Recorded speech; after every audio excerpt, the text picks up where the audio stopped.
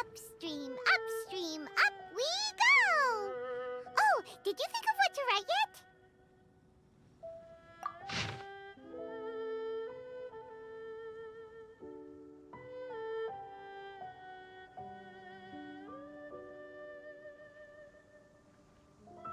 Ooh, great! Now give it here, and Paimon will toss it into the water.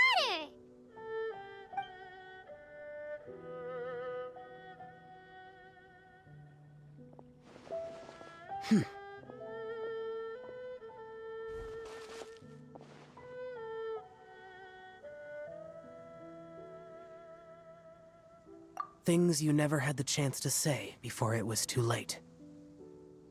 When silence is the final word, we mourn the loss of things unheard. I have little talent for, nor knowledge of poetry. The leaf's in the water! Look, it's like a little boat. Merrily, merrily down the stream, life is but a dream. We should probably pick up the pace. We still have a few more leaves to set afloat, and we need to get back before it gets dark. Okay, let's go! Uh-huh. What's this? You two having a private chat? No, it's nothing. I just hope this isn't all in vain.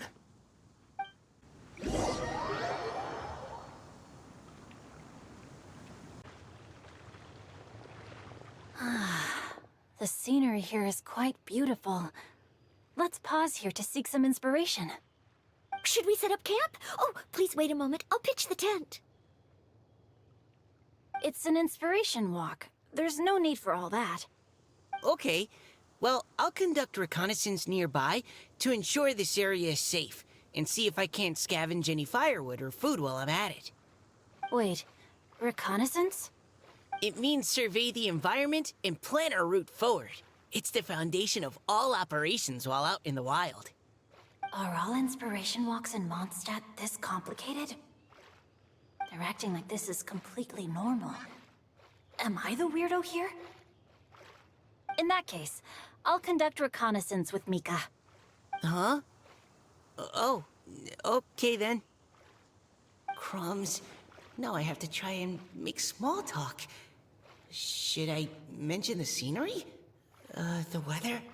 Very well. Then leave the camp to me. With this wood and the food I brought along, we can definitely put together a decent lunch. You've got quite a knack at wilderness survival. I'll give you that. Thanks. I was on an expedition with the Grandmaster of the Knights of Favonius for a while, not too long ago. I was in charge of surveying and mapping. Oh? You sound like a character from an adventure novel. Charging across the world, sword in hand. What? No, I'm nowhere near as amazing as all that. If I really run into a powerful enemy, I always leave it for someone stronger to deal with. You're too modest, Mika. A hero is measured not by the blood on his sword, but by what's in his heart. As long as a righteous heart that yearns to aid others beats within your chest, no matter where you go, or what you have achieved, you may be called a hero. That all sounded pretty profound. I've never even thought about any of that before. Hello? Are you okay? Maybe we should return, lest Noelle be forced to wait on us. Oh, sure.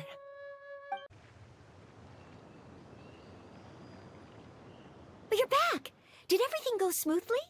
Do you need a cloth to wipe the sweat from your brow? No need, thanks. All clear. There's no danger in the vicinity.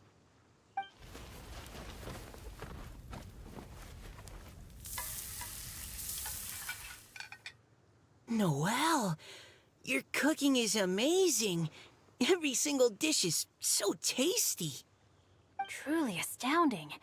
I never imagined it was possible to enjoy such a satisfying meal in the great outdoors. Really? Then what do you usually eat when you're out on an inspiration walk? Oh, well, since I usually sneak out from home, I just grab some dried snacks to take with me. Add in whatever fruit I pick along the way, and that's my lunch.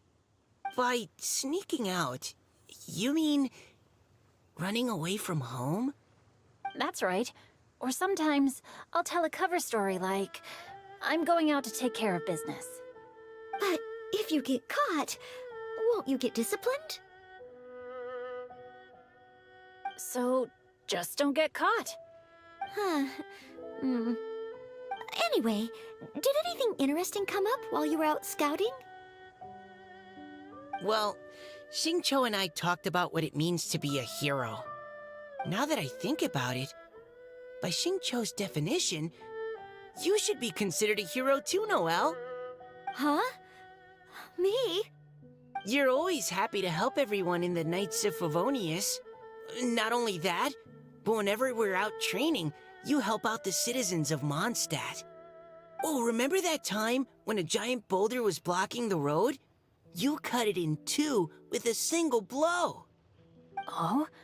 Sounds like she has both a heroic spirit and incredible martial prowess. Don't. Oh, please don't praise me like that. We should talk about what we came here to do, finding inspiration. Miss Hu Tao said something about pocketing our poetic thoughts. But so far, all we've done is gather some firewood and cook lunch. I have no idea what to write. You can write about anything.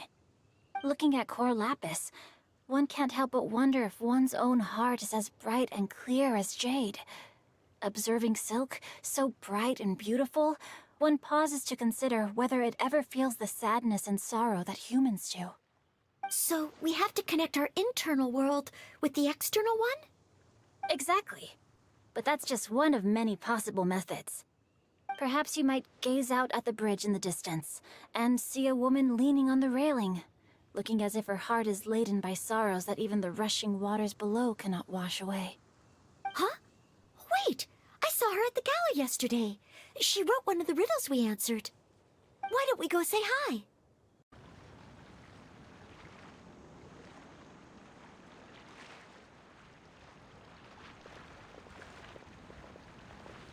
Hello, ma'am. How fortuitous it is that we meet again. Hello. Are you here on your inspiration walk too? Yes. Allow me to introduce ourselves. I am Xingqiu, and this is Noelle and Mika. Thank you for accepting our answer to your riddle yesterday. Oh, don't mention it. It's all in good fun. I'm Caliroe. So, Miss Caliroe, are you from Fontaine? That's right. I was traveling in the area and just happened to see there was a poetry event being held at Stone Gate. It looked fun, so I thought I'd drop in. Your riddle yesterday made quite an impression on me. It was uniquely evocative. Have you studied Liyue poetry before? I haven't, actually. I've just picked up a few things here and there from chatting with people throughout my travels. Amazing! So you're a natural poet. We noticed you standing on the bridge from quite some distance away. Are you drawing poetic inspiration from the flowing current beneath your feet? I haven't finished my poem yet. The water here was just so peaceful and calming. I stopped for a moment and lost myself in admiring it. Well, since we're all here, why not head back with us to the venue for tonight's festivities? It's getting late after all. Huh? Are you sure? We can walk and talk. Perhaps the mingling of ideas will give rise to new inspiration. I'd personally like to hear Miss Caliroe's couplet. I'm sure I can learn something. Well, if you're all in agreement, I've got no reason not to join you.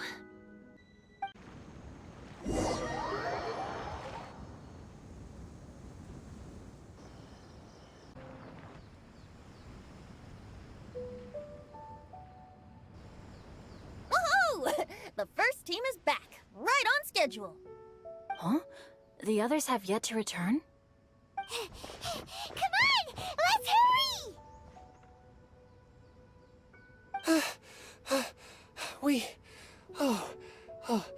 We're not too late, are we? Just how far did you all go?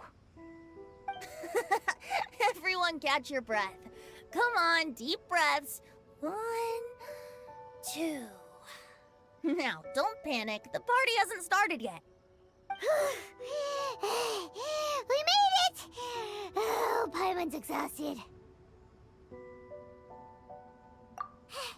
Paimon gets tired if she has to fly too fast. Oh, not to mention dropping all those leaves. Paimon's hands are cramping up. Sounds like someone needs to exercise more. Huh? You guys picked up a new teammate while you were out? Indeed. This is Kelly Rowe. I believe you'll remember her from yesterday, though you weren't introduced. Hi, everyone. Hello, but you're not the only ones who's called in reinforcements. Look who we got! Wait. Xiao? Where'd he go? Xiao, come on out!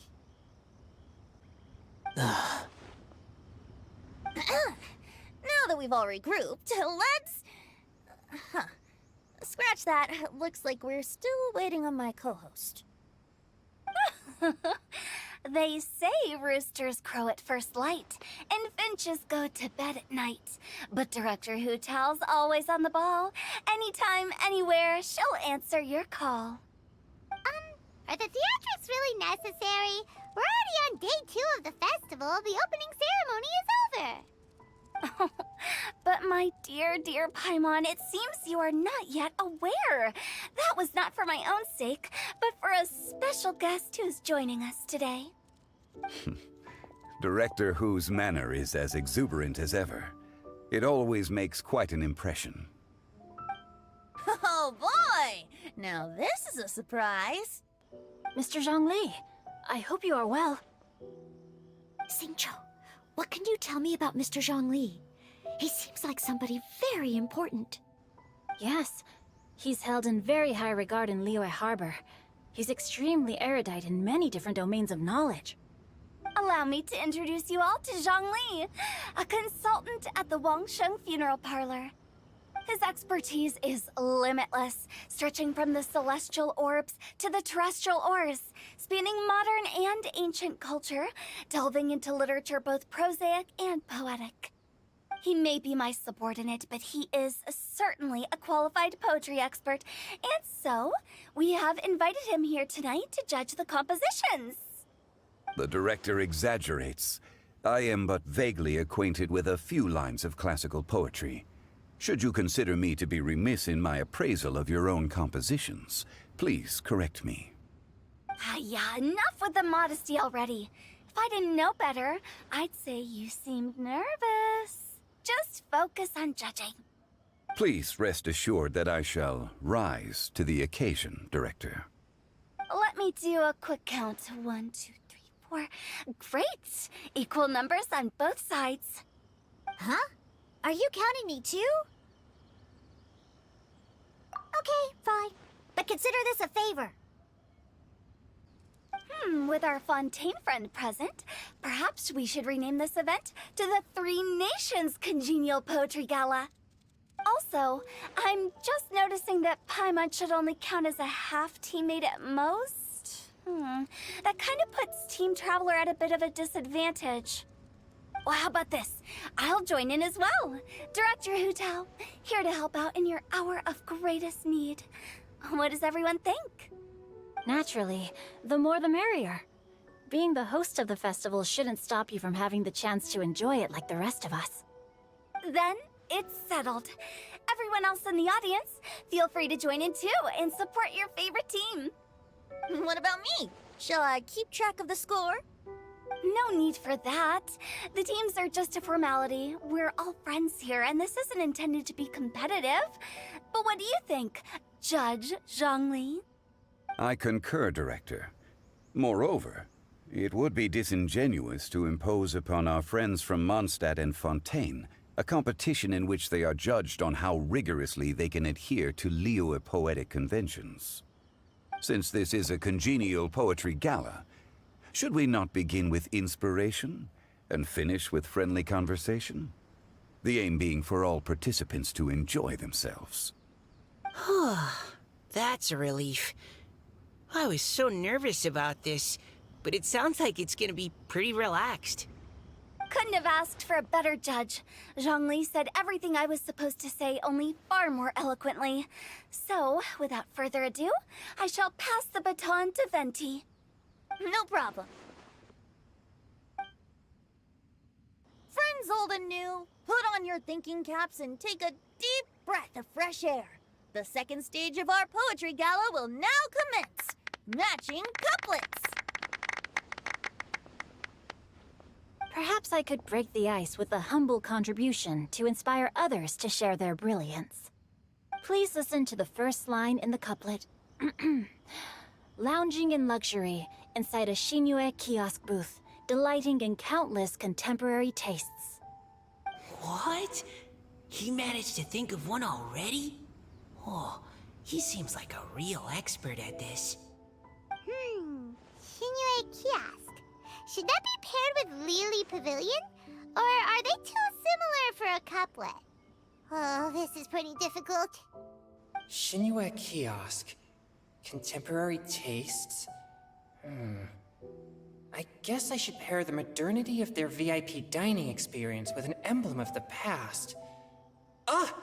Maybe where I was training that one time. That was quite ancient. The weather was terrible that day. Okay, I got something. Surrounded by history, outside a Tianheng Pass pavilion, as lightning sets the boundless Tenebrous skies ablaze. Wow! Chongyun completed the couplet! Shinue Kiosk is a renowned modern restaurant, while the mountain pass of Tianheng is a prominent historical landmark. These two iconic locations form a complementary pair. The imagery also contrasts rather well between the two halves of the couplet. One half describing a leisurely and comfortable indoor scene, the other portraying a hazardous outdoor scenario where there is no protection from the elements. Huh? I was just describing what I experienced that day. I guess I just got lucky. All right then. I guess I'll start the next couplet. Mind pines for Mingyun. Flesh confined to Qingse. Spirit striding high on Zheyun's clouds. Oh, Chongyun, you dark horse. Looks like you came to play today. This conjures the image of one with lofty aspirations, whose life is limited to a small town, but who awaits the opportunity to one day ascend above the clouds. The use of various locations for their symbolism is quite novel indeed. Oh! Soul shines like jade stone, dressed in finest silkware. Lucent heart still beats within me now. Wow, how did Noelle do that? A superb line. It employs the metaphor of precious stone to describe one of noble and moral character, with a pure and clear heart. The symbolism in this case is centered around objects, truly the work of a skilled poet. That was a commendable couplet. All thanks to your guidance while we were out on our inspiration walk. I'd like to start the next couplet. Up into the misty karst, down among the grassy marsh, all for lotus seed and bird egg soup.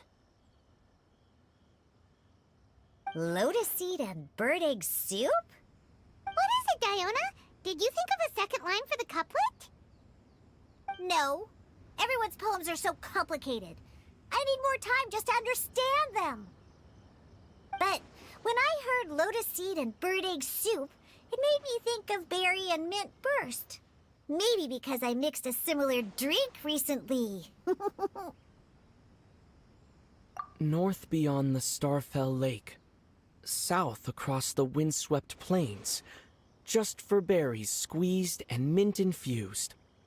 No wonder everyone praises the traveler so highly. You answered so quickly. Both halves of this couplet require intimate knowledge of the terrain in question and the local plants that may be found there. The two of you are clearly both seasoned travelers. Does this mean I helped? Meowza! Hey now, Zhongli. Don't just praise everything you hear. You should question and press them a bit. Don't worry about upsetting anyone. After all, I'm here to take the heat. Then allow me to try another. Qingxin has no heart. Still, it soothes the human heart. Is she talking about the medicinal effects of Qingxin? This is a hard one to match.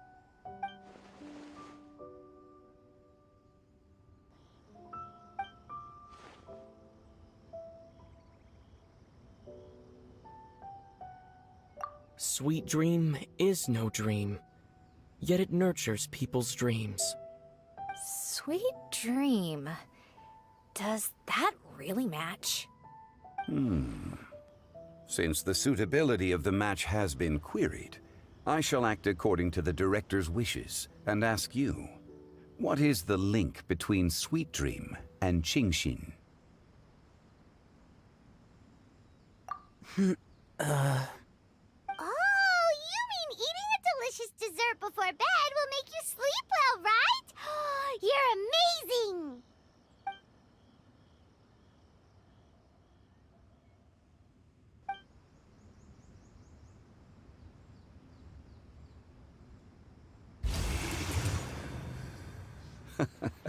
Then I agree.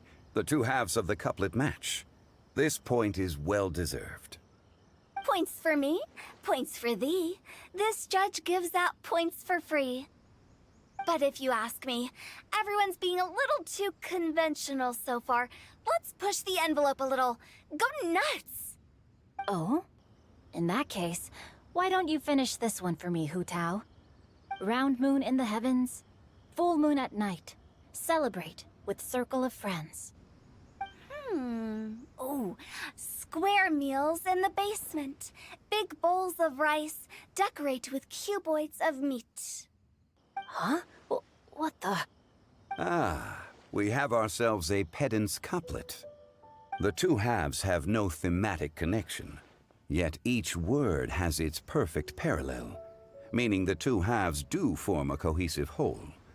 The strict pairings make this no easier to achieve than a thematically coherent couplet. Blah, blah, blah, blah, blah, blah, blah. So verbose. Zhongli, just tell me if I got a point or not. Of course you did. I presumed it went without saying. Ahem. Through Cheongji, I walked 100 miles. At Guili, I ended my march. In Dihua, the silver grass grows in 2 styles, but horsetails don't trot out the marsh. From vendors, I bought some 15 steaks. At dinner, I sizzled the lot.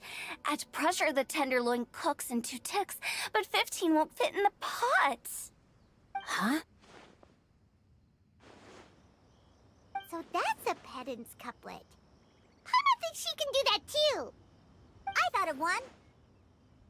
Wolf hooks can't hook Baron Bunny. Aw, that's a cute couplet. Sweet flowers can't outsweet Sister Barbara. Huh? Now, that's the passion we like to see. Although, unfortunately, your response was technically 1 word too long.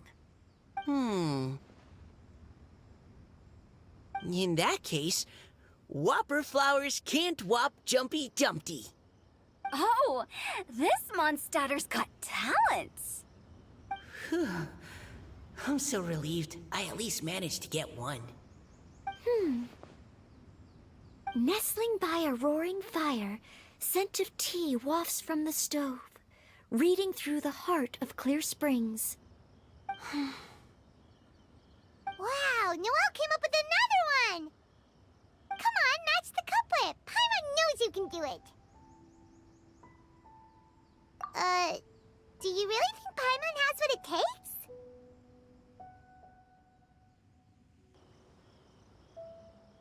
Fine, Paimon will give it a whirl. Nestling by a roaring fire, scent of tea wafts from the stove, reading through the heart of clear springs. Seething in the pouring rain, sword of pain swipes at my foe, beating up the eye of the storm. What? Really? Yes, very very good. The image of challenging powerful foes in the harshest of conditions seemed to manifest before my eyes, and it was perfectly juxtaposed against the atmosphere of leisurely reading with a cup of freshly brewed tea. Really? Maybe Paimon has a knack for this after all. It appears that my services as a judge are no longer needed.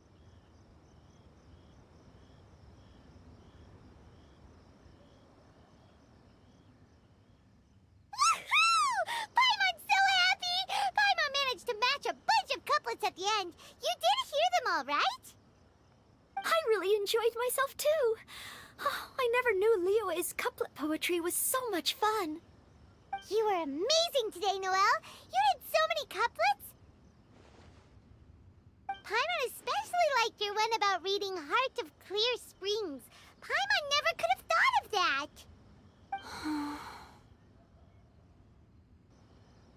Miss Kelly Roy, are you okay? You look like you're getting tired. Don't worry, I'm fine. Thanks for asking. Although, I do have a question I'd like to ask. Have all of you read Heart of Clear Springs? I haven't actually read it. My dad told me this story once. It's about a spring fairy and a young boy. Oh, yes. The story of a spring fairy who left her homeland and met a boy under the moonlight in a faraway land. The boy poured out his heart to her, and she listened to his stories. Over time, the boy grew up and began to develop feelings for the spring fairy. But the spring fairy didn't understand human love and was afraid that making a promise to him would ultimately end in tragedy. And so, I don't know if Diona's father mentioned the part about the kiss to her. In the end, the spring fairy left the boy and was never heard from again. Ah, yes, that's it. Many years went by, and the boy became an old man. But he never stopped believing that the fairy was real, and not just a dream. Sounds like a tragic tale. So, what do you guys think of the spring fairy in the story? I'm sure she made her decision with the best of intentions, but the boy couldn't hope to understand why she left. It's a shame that the misunderstanding never got cleared up. Well, do you think she should go back and see that boy again, if she ever had another chance? Now? But isn't he an old man by the end of the story? Isn't it a bit late? What if it just led to more regrets? Oh, sorry. Oh, maybe I'm being too pessimistic. If Paimon was that boy... Actually, Paimon would definitely want to see the spring fairy again, no matter how old Paimon got. After all, she's the love of his life, right? I see. Oh? Looks like the party's still going strong over here. Are you coming up with more couplets? Need my help? Stick to hosting, Tone Deaf Bard. If you get involved, you'll only match every couplet yourself and not leave any for the rest of us. I never knew you had such a high opinion of my abilities, Paimon. But the couplet games are all over now. Tomorrow's theme is freestyle poetry. Do we have to share our own poems with everyone? That's right. If you're not feeling confident, don't worry. It's never too late to register for Venti's Poetry Cram class. I'll sign up. Oh, me too. Hold on there, Buster. Before you start peddling your classes, just how much freedom is there with this freestyle poetry exactly? Aren't there any requirements at all? It's as free as the winds that blow. And there's nothing freer. There are no limits to genre, form, content, or anything else. So long as it comes from the heart, you're welcome to put it into poetry. Give it a try. There's no better chance to express your innermost thoughts. Whoa, that's almost too much freedom. Paimon can't decide which way to go. Our travels, or maybe all the food that the travelers cooked for Paimon. Will you come too, Kelly Roy? Paimon wants to see what you write. Oh, yes. I'll be there. Ugh, my nose is starting to itch again. All right, I shall leave you to privately ponder your poems and bid you all good night. See you tomorrow.